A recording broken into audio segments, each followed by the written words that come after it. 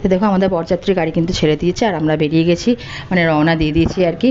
আর আগে কিন্তু অনেকগুলো গাড়ি চলে গেছে, আমরা অনেকক্ষণ ওয়েট করেছিলাম, 6:30টার সময় ঘর থেকে বেরিয়েছি, কিন্তু গাড়িতে বসে প্রায় 40-45 মিনিট ওয়েট করেছি, তারপরে গিয়ে গাড়ি ছেড়েছে। কারণ লোকজন না হলে তো হবে না, মানে একটা গাড়ি অন্তত 8-9 জন হবে তবে তো হবে। তো সেই কারণে আর কি। তো এই যে মেয়ের বাড়িও চলে এসেছি, কিন্তু জানো তো আমার গাড়িতে প্রচণ্ড পরিমাণে বমি হয়, খুব কষ্ট হয়। আগে যখন জব করতাম তখন এই বাসে করে যেতাম, তো একটু অভ্যেস ছিল। তবে লকডাউনের পর থেকে যেই মানে জব করা বন্ধ করে দিয়েছি আর বাসে ফাসেও ওঠা হয় না, এখন একদম অবস্থা খারাপ।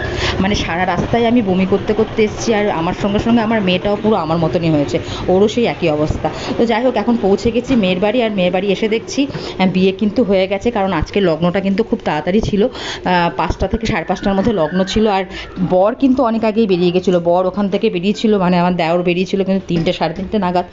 আর ওর সঙ্গে যতজন দরকার ততজনই এসছে, বাদ বাকি কিন্তু সব আমরা এই সময়ই পৌঁছেছি ওখানে। তো এই দেখো, এটা ওদের মানে প্রি ওয়েডিংয়ের যখন ফটোশ্যুট হয়েছিল তখন সেই ফটো একটা এরকমভাবে মানে সামনেটাতে ছিল, তো ওটারই একটা ফটো নিলাম, তোমাদের জন্য দেখালাম বর বউকে। আমরা কিন্তু বউয়ের কাছে যাওয়ার সুযোগ পাইনি, কারণ কি জানো, এই আসার সময় এতটাই কষ্ট হয়েছে আমার বমির জন্যে। তো আমি ঠিক করেছি যে বাড়ি যাওয়ার সময়টা আমরা ট্রেনে করে যাব, সেই কারণে চেষ্টা করি যে যত তাড়াতাড়ি কি খাওয়া দাওয়াগুলো মিটিয়ে দেওয়া যায়। তো মিটিয়ে আমরা ওখান থেকে 9টা না 9:30টার একটা ট্রেন ছিল, সেই ট্রেনটা ধরার চেষ্টা করেছি।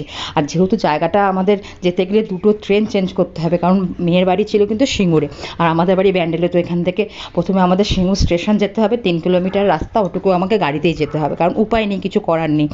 তো ওইটুকুই আমি চিন্তা করছি যে কী করে যাব। তারপরে কিন্তু ওখান থেকে ট্রেনে করে প্রথমে শেওড়াফুলি, তারপরে শেওড়াফুলি থেকে আবার ট্রেন চেঞ্জ করে কিন্তু ব্যান্ডেল আসতে হবে। তো সেই কারণে একটু তাড়াহুড়ো করছিলাম যাতে মোটামুটি আর কি মানে খাওয়াটা খেয়ে আর কি যাতে আমরা ট্রেনটা পেয়ে যাই, কারণ হয়তো অনেক রাত হয়ে যাবে।